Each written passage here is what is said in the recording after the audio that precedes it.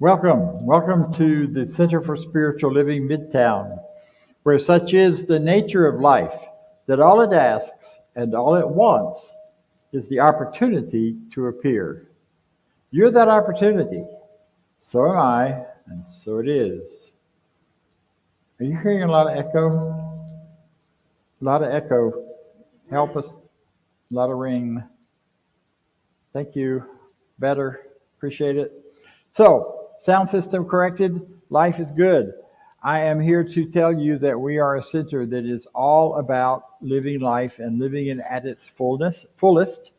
We support people in their lives, whoever you are, wherever you are, whatever your life choices, as long as they are about living life greater and in a more expansive way, because that's what life's about. It's about living. People say, what is the meaning of life? The meaning of life is to live it. And then you get to sort out what it means for you and how you live it and what you choose and where you go and what you do. We are a place that honors all people, whatever your self-identification, whatever you call yourself, whatever your preferred pronouns are. We love you, we celebrate you, and we want to support you in your path that you are choosing, not the one we or anyone else tries to assign to you. So freedom is a cornerstone of what we teach and what we're about. We are a place that teaches spiritual practices, that brings forward ideas where you can learn by doing, not just by getting the philosophy. We also teach a philosophy that's behind this, a philosophy of oneness and a philosophy of unity. And in that and from that come all of the practices and the ways in which we can indeed change our thinking and change our lives. Because that's what matters most.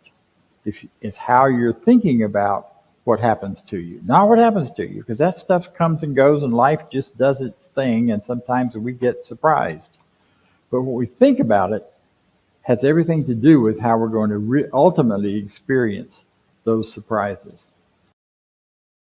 Here to welcome you and wish you happy Easter. Everybody, I'm wearing my pink because that's what you do on Easter. You wear something bright colored and pastel, and when I was growing up, you also wore something new always on Easter. We got new shoes and new outfits. Couldn't wear them until Easter Sunday, which sounded great, except new dress shoes without being broken in are miserable. And to wear them all day Sunday with sore feet, it's just too bad. You got to break them in. Can't break them in ahead of time. You got to wear them Easter Sunday because everything's new. It's a brand new day. This is Easter. This is Estar. It is also the celebration of the Resurrection Day in the Christian world, and in other worlds and pre-Christian worlds, this was the celebration of Estar. Estar, the goddess of fertility and growth. And it is the fertility rites where that wonderful little bunny rabbit comes from. You know the one? The Easter bunny that lays eggs? Figure that out biologically. But I love it that we do, at this time of year, all of our deep conscious awarenesses that we're not even aware of consciously, but in our subjective, subconscious mind, comes bubbling up. Right now, today, hour by hour, as the light makes its way around the globe, 2.3 billion people are celebrating their spiritual truth. Let that sink in. That's 31.2% of the population of the world today is celebrating. I don't know about you, but every year when I wake up on Easter morning, whether I'm thinking about anything religious or not, I feel that the life and the energy is different. It's stronger, it's better. So whether you are aware of that and pay attention, it's happening. You see, we say change our thinking, change our experience, change our life. Well, when 32% almost of the people in the world are changing their thinking on that day, on this day, and focusing on things of the heart, things of truth, things that matter, it changes everything in its wake. That means you and me and everything on the planet. I find it interesting that in this hemisphere at this time of year, it always gets colder for this weekend. You know, Easter doesn't come at the same time every year. You may have noticed that, at least not on the calendar. It comes the first Sunday after the first full moon after the spring equinox. And who says we're not pagans at heart? You know, come on, people. That's when they decide when Easter is. And they've been doing this for hundreds of years, as long as there's been a Christian calendar. I mean, think about that. This is not like just a Christian celebration that's done in a particular certain way. I have to say, I love it when I drive around on Sunday mornings, or by way here or wherever, and I see all these wonderful, strong, strict, heartfelt, conservative Baptist churches having Easter egg hunts. Sending their kids out in the yard while they're listening to the sermon doing fertility rites that go back way before Christianity. Now, they don't know that's what they're doing. It's just a fun celebration. I don't even know when it started to be associated, frankly, with church, but it has been as long as I can remember. That was the excitement. You get up at daylight to see what the Easter Bunny left, and it's gone on and grown from there. You know, this time of year is built on an old mystic and mythical, I can't even say it, come on out, you'll get it out in a minute. The god Mithra, which precedes Jesus by many years, hundreds of years, was the primary religion of the Roman soldiers. And in that religion, Mithra destroyed his son, sent him into Hades for 3 days, taking with him the sins of the people and receiving the punishment for the evil of their sins, and was resurrected on the 3rd day. The goddess Estar, for whom Easter is named, her son's got a rough deal in the old gods. Her son was crucified on a tree near the fields.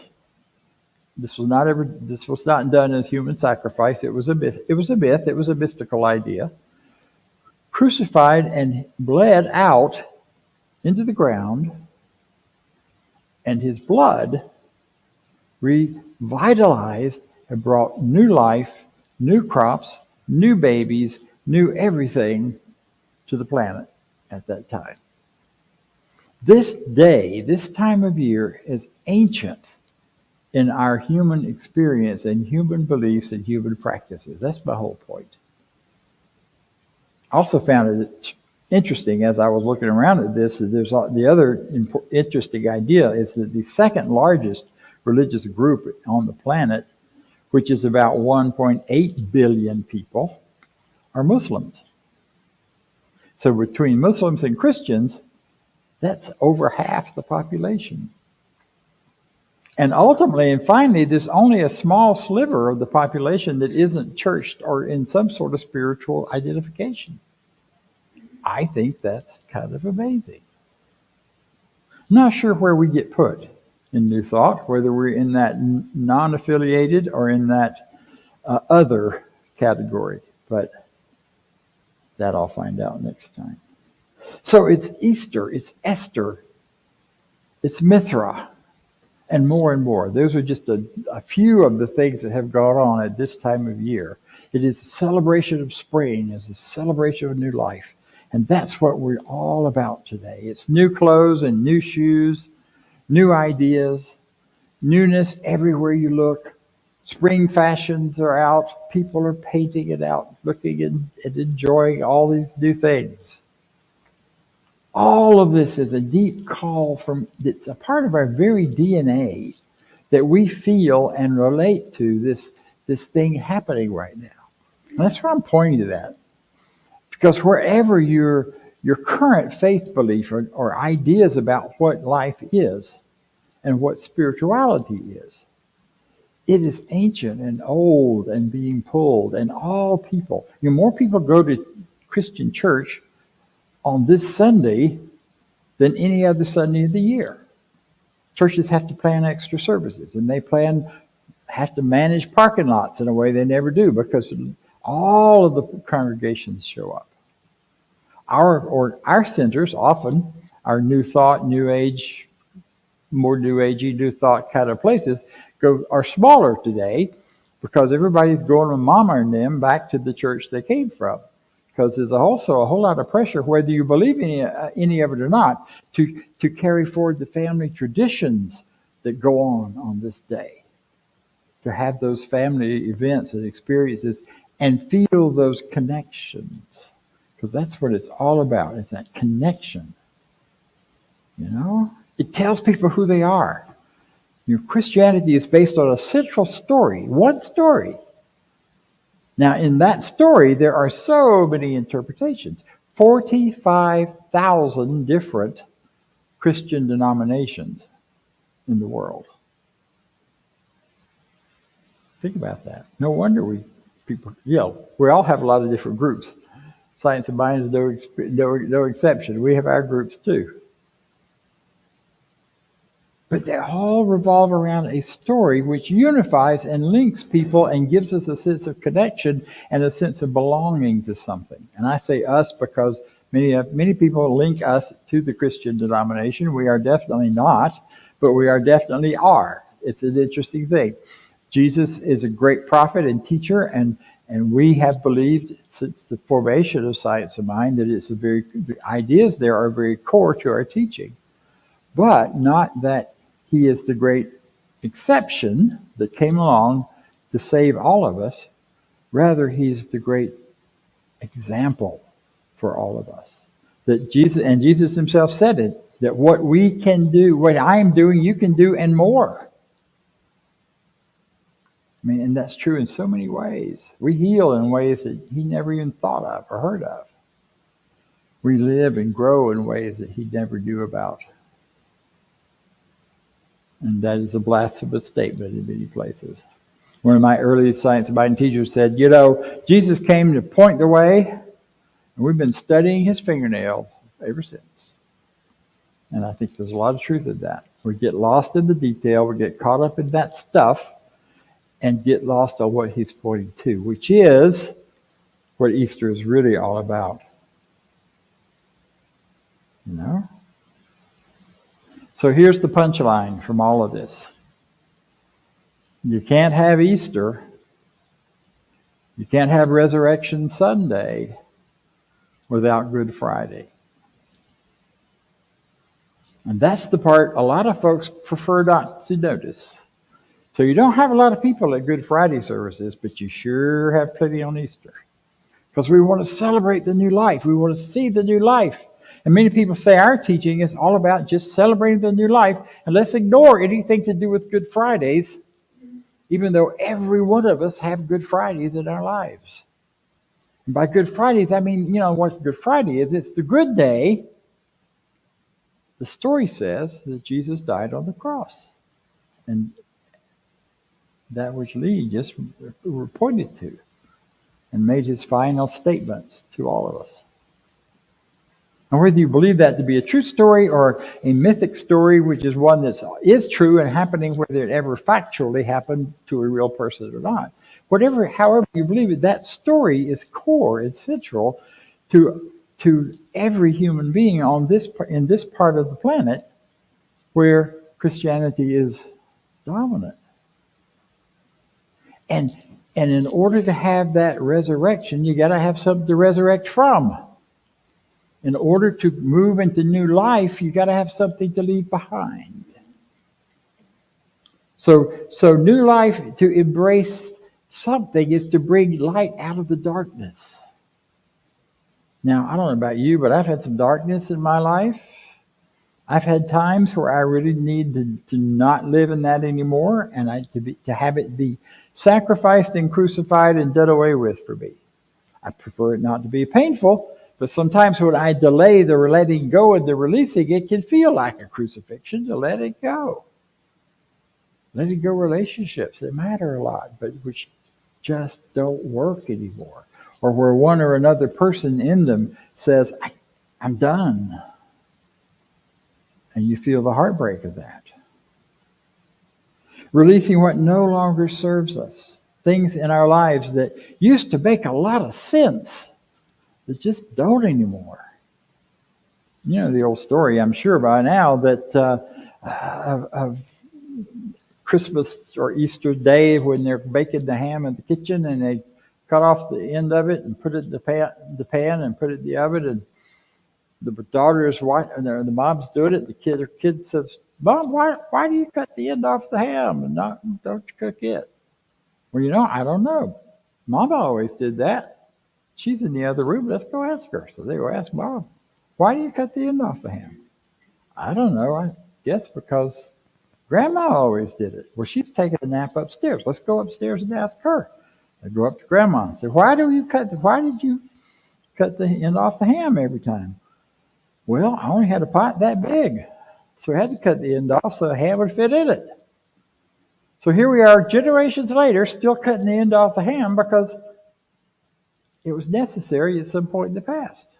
So much of the pain and hurt that we carry and that continues to mess with us is stuff that just no longer serves us, but we're hanging on to it because it did at one time.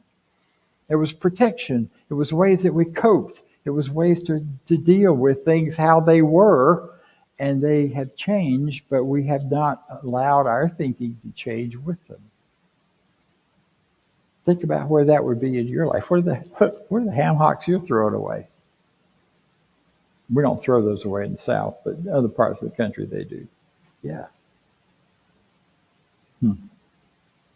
See, it's those old feelings, those old ideas. That's what releasing is about. It's not about releasing things that still serve us, releasing things that still matter to us, releasing things we still want to do or be. It's about releasing what doesn't. Sacrificing being right for being connected. I don't know about you, but most of my relationships, that's always been an issue. I would rather be right, thank you, because I am. But there reaches a point where I'd rather be loved than right. Doesn't mean I can't still have opinions.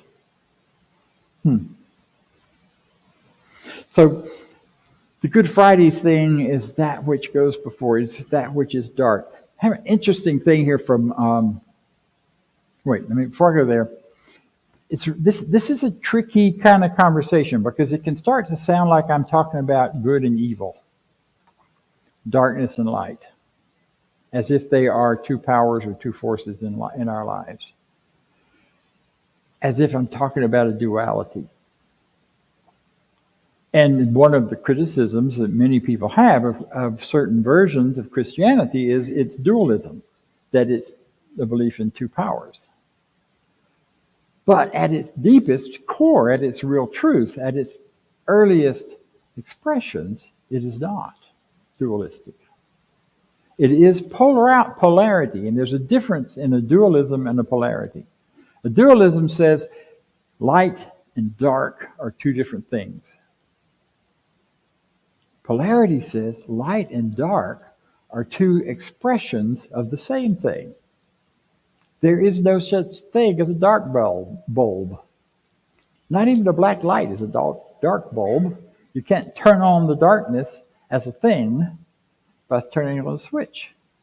You could turn on the darkness by turning off the light. But there's still light.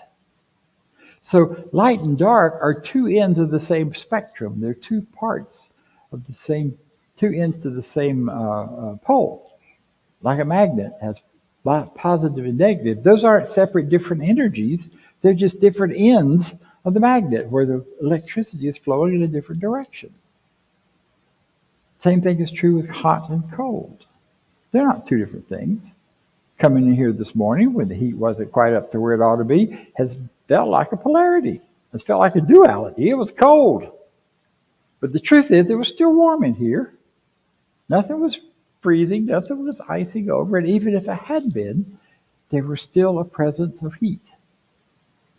Hot and cold are one thing at different points in intensity and frequency. So they're polarity, not a duality. So I'm saying that to say when I'm talking about light and dark, when I'm talking about Good Friday and Easter, I'm saying those have to be together because they are a polarity, singular thing, not because they're two different things. One with darkness and pain, the other with light and freedom. Sometimes we go through our pain in order to release and move into that lightness and freedom, because that's what's available to us. That's where we've been. And because we start out in a world that teaches us about all of these things that aren't the truth, that don't work and aren't real. And as we get more and more connected to our realities, those polarities may not be as distant to one another, so our pain may not be as extreme, and our joy may not seem as high, or may be higher, but as the polarities come closer together, they're both still very, very important and very strong and very real. So you may not suffer things the same you once did, but you'll have greater freedom. Hot, cold, up, down, same thing. By the way, where is up on a round planet flying through space that's looping and circling and spiraling? Which way is up? Depends on where you're standing, right? Up is a completely relative term. So is down. Relative to what? Where I am. Relative to gravity. Now, all that is simply leads into this other idea that I want to share very quickly is about the scientists are now telling us very clearly in this business of light and dark that there is a larger spectrum of light and dark than we have yet known. Human beings see light, and we know what is around us and what is there. I see this podium, so it seems real to me. I see you, so you're really here. I see all of my world around me. Everything in the physical world I can see is because of light. And yet I see only a tiny spectrum of the huge spectrum frequency that light is. And out in its far regions is something called dark. And there's also something out there called dark matter. And we are constantly surrounded not only by light matter that we can see, but dark matter all in between and around it. It's here, it's filling us, it's everywhere. And we are able, by changing our thinking and changing our seeing, to pull realities out of that dark matter into the light that we may not have known before. That's why when you suddenly decide you want to buy a red Toyota, everywhere you look, there's suddenly red Toyotas. Now, they were all there before, but you didn't see them because they weren't part of your reality. They were hidden in the dark. So those dark experiences simply guide us to what is more important and powerful and truthful for us of the light.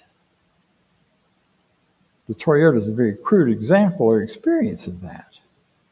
See, when we perceive reality, we are perceiving the light reality. But when we learn to open beyond our five senses, we begin to perceive things that are far beyond that. A big part of what practitioners learn in our training and teaching is that every cubic inch of space is filled with as much dark energy as it is filled with light energy, and it is all of that is part of the total creative power of the infinite showing up right where you are. And that creativity shows up in response to your thinking, your belief, your conviction. That's why we can say, change your thinking and you will change your prosperity. It's there waiting for you. It's available to all of us. And many, many forms of prosperity, whatever forms you can accept and receive. But you change our belief in it, I change our thinking about it, we draw more of it out of the part that can't be seen into what is seen. Someone used to say, so if I'm treating for more money, where's that money now? It's wherever it is. And you're going to bring it to you by changing. But you're not going to bring it from somebody else. There's an infinite supply of goodness and power and availability. It's also how we can heal instantly. Our bodies are not only are filled with light energy, they are filled with dark energy. And that dark energy can transform and change in a heartbeat, in a moment. As we completely develop that belief in and feeling of its fullness, its possibility, and its greatness. So there's this vastness simply waiting for you to recognize that, like Jesus, you could say, it's finished. I am done with this old stuff. I don't want it anymore. I'm not playing there. Which is a real bad paraphrase of the words from the cross on Good Friday. I've always thought it was strange until I understood some of this, that Good Friday was called Good Friday. That's why. Because there's a deep understanding even in that spiritual world as well, that it was a good thing happening that day.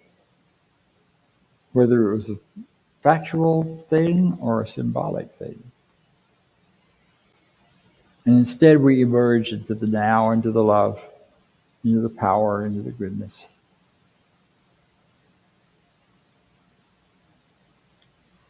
So ultimately and finally, this is a day of celebration of the one power, the one love, the one intelligence that's underneath, behind, and with all of this that we're talking about, of the thing itself. And that in which we all are created, in which we live, in which we move, in which we have our being. Because ultimately, believe it or not, every one of you, every one of us, is absolutely wonderful. You are the risen Christ in your life. Today we're celebrating you as well. And so it is. Thank you. Say to yourself, I am continuously receiving new impressions, new, better, and fuller ways for living. I let the newness, freshness, and originality of spirit permeate my entire consciousness. I enter into the limitless variations of self-expression, which I know the divine spirit is projecting into my experience. Knowing that all experience is a play of life upon itself, the blossoming of love into self-expression, the coming forth of good into the joy of its own being, I enter into the game of living with joyful anticipation, with enthusiasm. I play the game of life. I play it well, and I enjoy it. Today I enter into my divine inheritance, shaking my thought clear from the belief that external conditions are imposed upon me. I know that there is nothing that hinders the Spirit from manifesting itself through me in joy, in happiness, and in peace. It is the law of my life that wherever I go I shall meet with joy, with love, with friendship, gratitude, and compensation, with a complete opportunity for the expression of every talent and every ability I possess. Today the doorway of opportunity is opened wide before me.